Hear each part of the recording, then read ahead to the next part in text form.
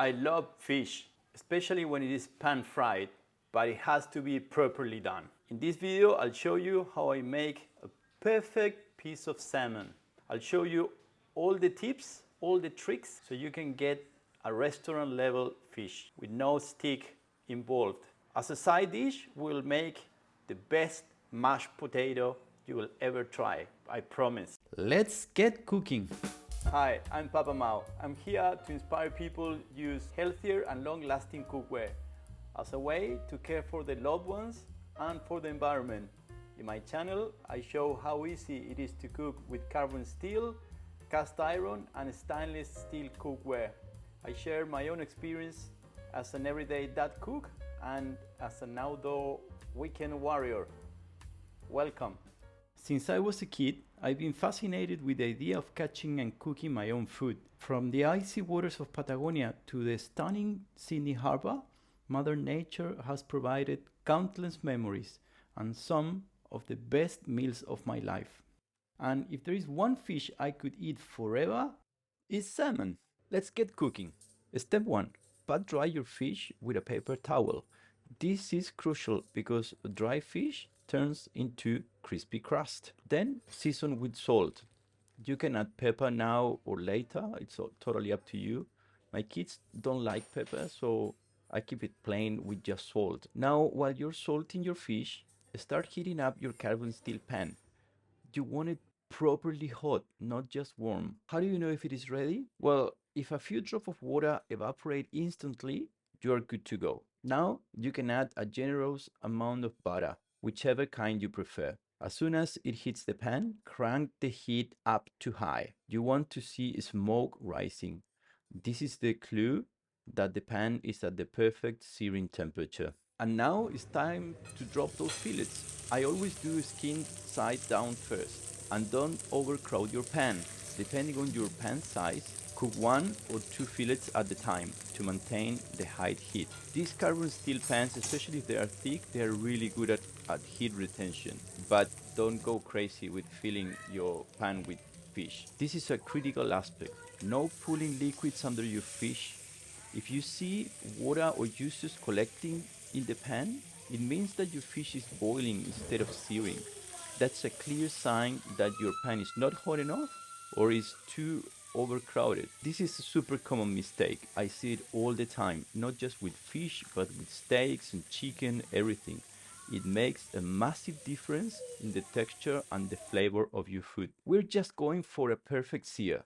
This part is totally personal preference, but as soon as I see the skin turn golden brown and crispy, I flip it over. Remember, the key to a non-stick pan is a little bit of patience. Once you place the fish in, don't touch it until it naturally releases. It doesn't take long. I cook the second side for about a minute. Then I sear the sides for, say, about 30 seconds each side. This gives me a nice even sear, cooking just a few millimeters into the fish. One important note is that your fish must be fresh. If you got that slimy texture or a strong fishy smell, say your fish been frozen for a while, you may have to cook it all the way through to be safe. And that's totally fine. Just keep an eye on it and don't overcook it, because nothing is worse than a dry, tasteless fish. And it's that simple, fast and absolutely delicious. Let's make that mashed potato. I start with a bunch of well-washed potatoes and I place them in a pot. Then I fill the pot with cold water, making sure the potatoes are fully submerged. I set the pot on the stove over medium heat and wait for the water to come to a boil. Once it starts boiling, I lower the heat and let the potatoes simmer for about 25 minutes. They are done when I can pierce them with a knife and feel little to no resistance. Once the potatoes are cooked, I strain them and start peeling them using a knife and a fork. Doing this while they are still hot helps remove excess water and makes it easier to blend with the other ingredients. I then mash the potatoes manually using a potato masher. I don't use machines because I prefer a more rustic texture, and it gives the mashed potatoes a bit more character. Next, I add a generous amount of butter, along with some turmeric to enhance the color and give it a yellow touch. I also add a bit of nutmeg, salt, pepper, and olive oil.